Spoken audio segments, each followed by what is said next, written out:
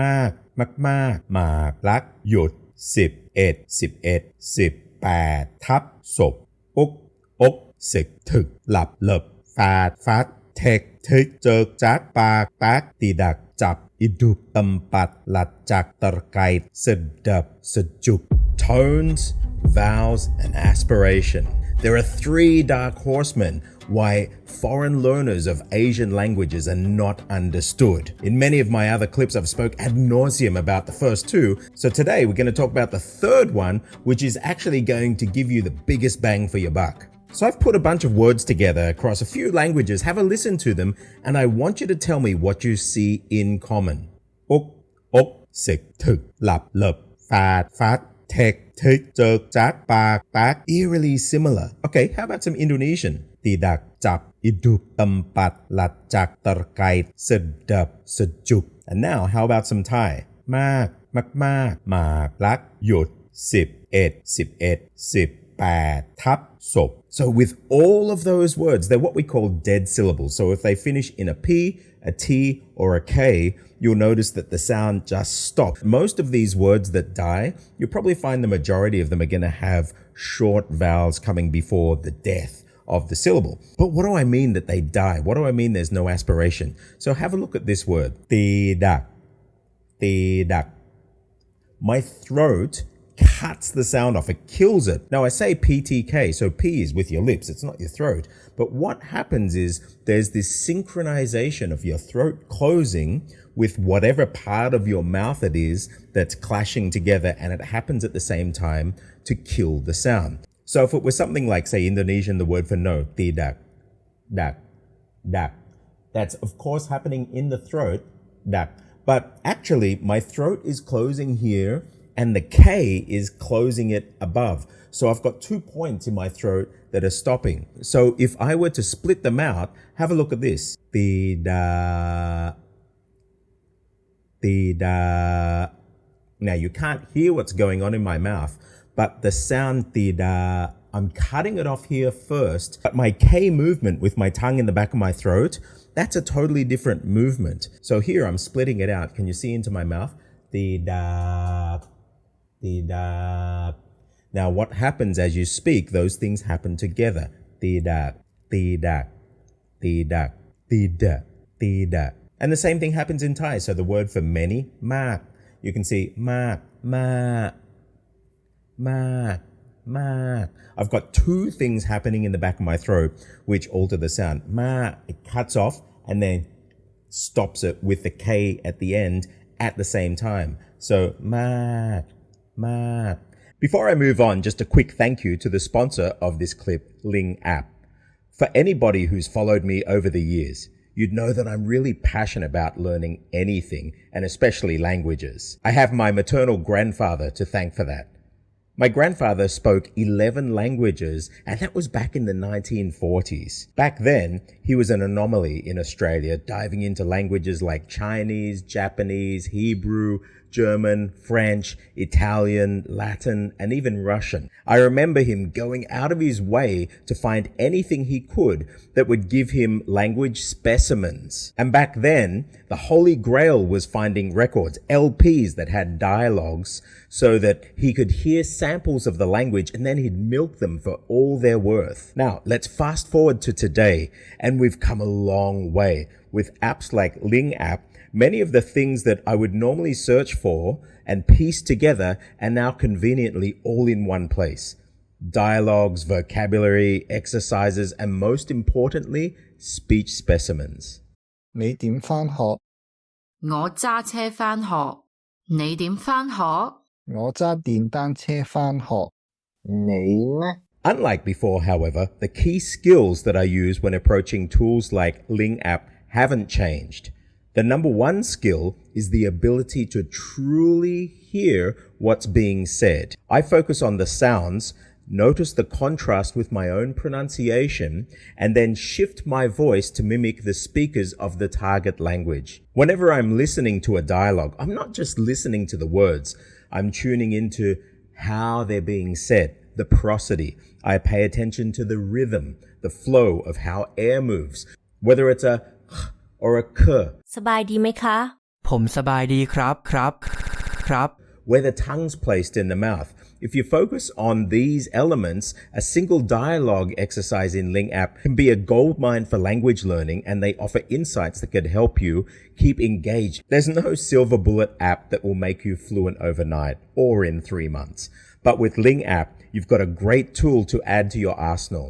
It's designed to engage you and lay out many of the core elements that you need. And for those who like a bit of gamification, Ling has that covered too. Ling App has over 60 languages from Cantonese to Croatian and was born out of the need to make learning difficult languages easier. It includes chat practice and a pronunciation tool, which I'll cover in later clips, on how to really get the most out of them. So in supporting the Ling App, you're also supporting what I do here on this channel. Click on the link below. So, mat. And so then, if we move it forward to the lips, and so for the word 10 in Thai, sip. It's got this final P, but you'll notice my throat is actually cutting it off. So if I didn't cut my throat off and the air came through to the lips, have a look. Sip. And often you'll get this air breaking through the lips and you'll get a P, aspiration. Aspiration is not good. Now I know Indians out there, Indians put pride on their ability to aspirate at the end. So they might say that. And they'll actually write it with a Devanagari t at the end, or my name's Stuart, they'll write Stuart and think you have to say the t at the end. This is a no-no across languages across here. There is no glory in having aspiration at the end of syllables across Asia. Just throwing that out there to the Indian brethren. You want to cut it off in the throat. So the number 10 in Thai, sip. Or actually many other languages, sip, sup. You always get this kind of sound for the number 10. It's cut off in the throat. Sip. So I could actually take the whole lips out of there, sip, and the sound's still gonna die. Sip. But they're aligned just right at the same time. The action of the mouth and the throat closing is synchronized. It happens at the same time. In Burmese, it's a little different. And a lot of Thais like to joke about Burmese people speaking Thai. They call it Lin San because the Burmese throat will cut the sound off and then the lips will make it. So for example, sip, they'll say sit, sip et will become sit et.